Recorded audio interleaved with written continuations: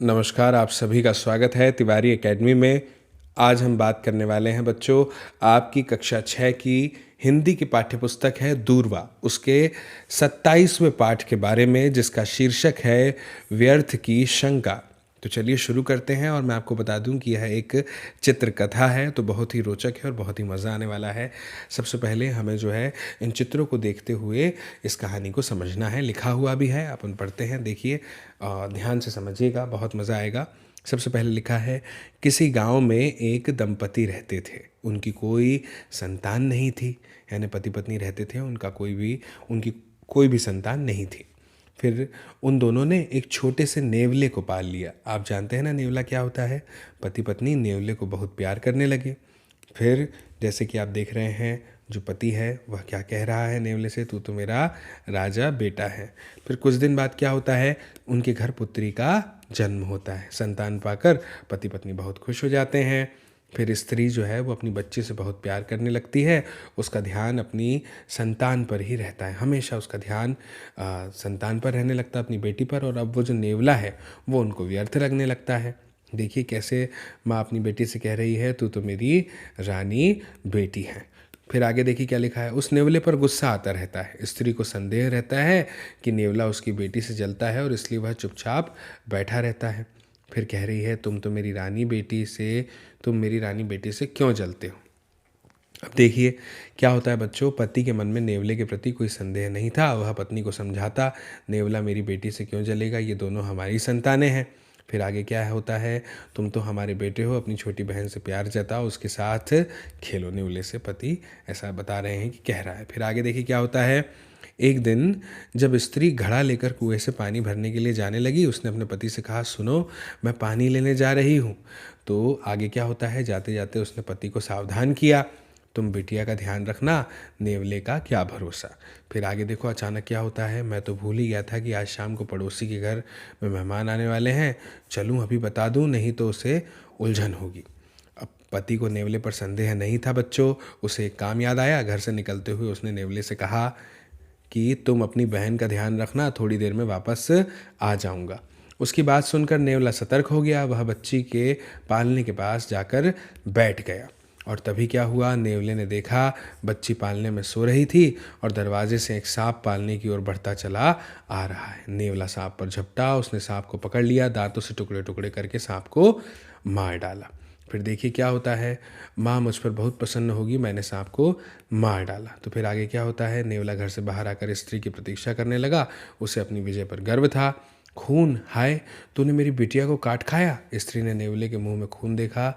उसने गुस्से में पानी से भरा घड़ा फेंक कर नेवला बच्चों मर गया। फिर देखिए वह घर में गई, उसने देखा सांप मरा पड़ा है और बच्ची पालने में सोई हुई है। हाय हाय, यह मैंने क्या कर डाला। नेवले ने मेरी बेटी की रक्षा की, मैंने उसकी हत्या। यदि उसने मेरी बेटी की रक्षा नहीं की होती तो मैं संतान का मुंह नहीं देख पाती। वह बैठी रोती रही। उसे बहुत दुख हुआ। तभी उसका पति घर आया। फिर देखिए, ओह मैंने नेवले पर संदेह क्यों किया। वह लाड़ प्यार के बिना बहुत उदास रहता था और मुझे लगता था कि वह मेरी बेटी से जलता है। व्यर्थ की शंका के कारण मैंने बहुत बड़ी गलती की है। व्यर्थ की शंका नहीं करनी चाहिए, कोई भी काम सोच समझ कर ही करना चाहिए, पछताने से कुछ नहीं मिलता। पत्नी ने पति को अपनी जब बातें सुनाई और पछताने लगी तो पति ने कहा कि ये बात कि पछताने से कुछ नहीं मिलता। दंपति नेवले की निष्ठा और कर्तव्य को जीवन भर नहीं भूल पाए। बच्चों, मुझे उम्मीद है कि आपको ये शिक्षाप्रद कहानी बहुत पसंद आई होगी, है ना। हमें हमेशा कभी भी व्यर्थ की शंका, व्यर्थ की चिंता नहीं करनी चाहिए, ठीक है। अब देखिए हम आ गए हैं इस अभ्यास पर, जो कि इस अध्याय का सबसे रोचक हिस्सा है बच्चों। और इसमें हमें क्या बोला है सबसे पहले प्रश्न में, कि नीचे दिए गए कथन किसके हैं, किसने कहा, किससे कहा, है ना। तो बहुत मज़ा आने वाला है, मैं अभी आपको बताता हूँ, ध्यान से देखिएगा, समझिएगा। सबसे पहला जो कथन है वो क्या है, तू तो मेरा राजा बेटा है। किसने कहा, तो ये कहा आदमी ने। फिर लिखा है, सुनो मैं पानी लेने जा रही हूं। ये किसने कहा, ये कहा औरत ने।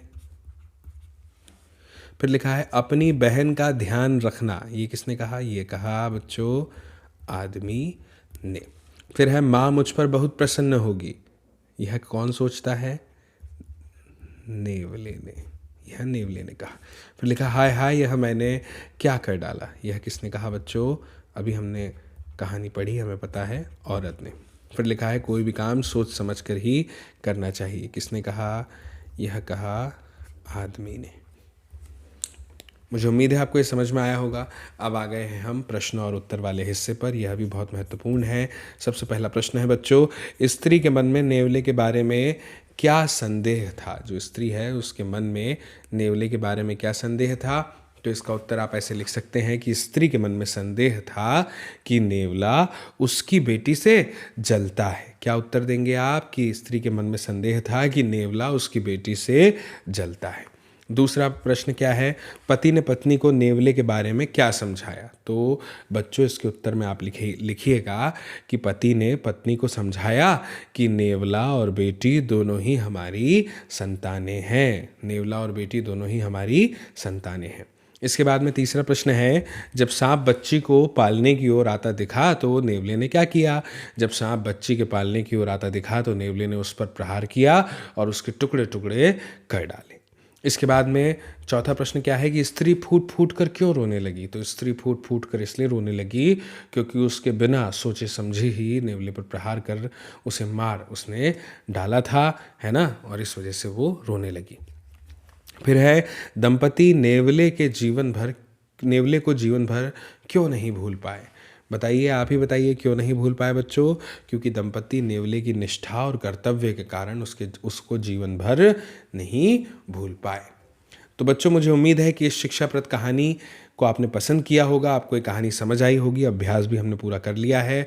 वीडियो भी आपको ज़रूर पसंद आया होगा बच्चों, तो आप ज़रूर इस वीडियो की लिंक को शेयर कीजिएगा अपने साथियों के साथ में। कमेंट बॉक्स में कमेंट करके बताइएगा आपको यह कहानी कैसी लगी। और जल्द ही मेरी आपसे मुलाकात होगी बच्चों अगले नए अध्याय में, अगले नए वीडियो में, नई जानकारी के साथ। तब तक के लिए आप सभी को मेरा नमस्कार।